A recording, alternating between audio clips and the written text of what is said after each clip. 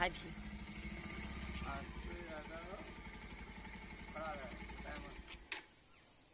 RP Yadav blog में आपका दोस्तों, आशा करते हैं आप लोग जहाँ भी होंगे स्वस्थ होंगे और मस्त होंगे।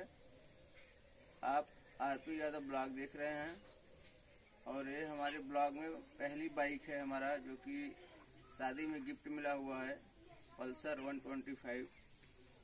और आप लोग सपोर्ट करिए हमारे ब्लॉग चैनल को। तो और आप लोग जहाँ भी कमेंट करके बताएंगे, हम वहाँ जाके आपको ब्लॉग बना के दिखाएंगे। और ये हमारे पीछे घर है, घर दिखाइए, ये हमारा घर है, आप देख लीजिए, ये हमारा घर है। और देखिए कटाकल है, ये काटा खींचे खिलाने के लिए भैंस गाय है, भैंस गाय दिखाइए, भैंस गाय है। अरे ठीक है, बने रहिए हमारे साथ वीडियो में और आपको दिखाएंगे। ठीक है, बंद कर।